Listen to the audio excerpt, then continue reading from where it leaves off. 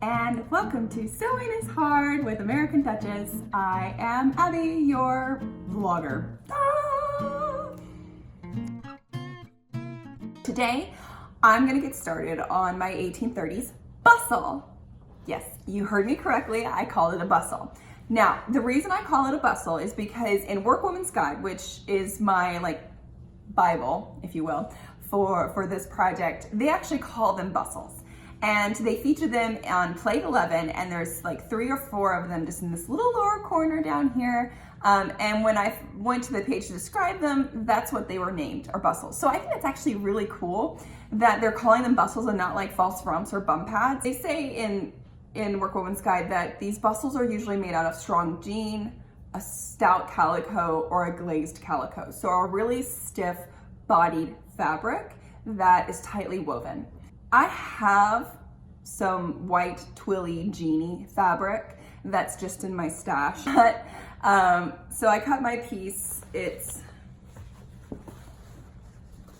a yard wide, and then it's basically 8 nails deep. I did kind of round it because when you get to like 3 nails versus 4 nails, or like 4.5 nails, it comes out to like a really wonky measurement of like 7/7/8 of an inch. And I'm like, how about we just do 8 inches, guys? Let's just make the math easy here.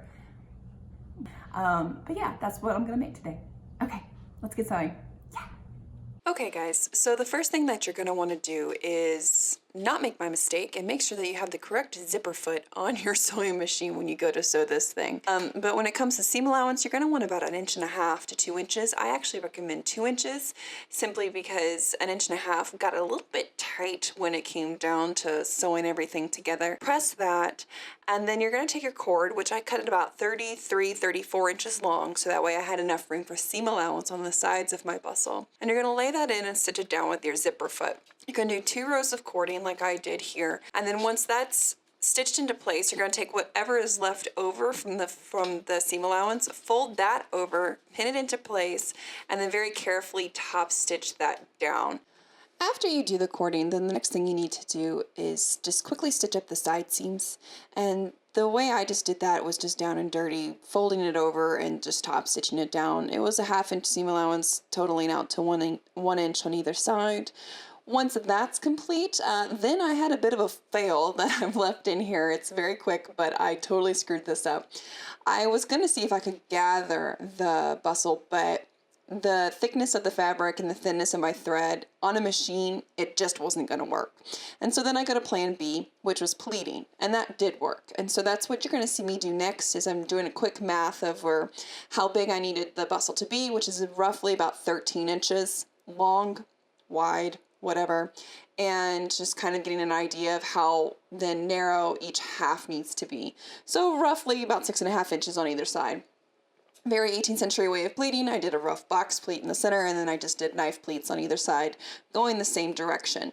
Now the trick is that I experimented with having it folded over the bustle and pleating. That didn't work, so I ended up opening up the bustle and pleating it as one big sheet. And what that does is it helps kick out the pleats from each other because they end up facing the opposite direction when they're all pleated up together. And so that actually helped keep more volume out, which is what I wanted with this thing. So then yeah, once that's in place, I just very quickly laid the twill tape down over the center. I stitched it on either side because I was being fast and lazy, and also my puppy Suba was being a pain in the ass at this point in time.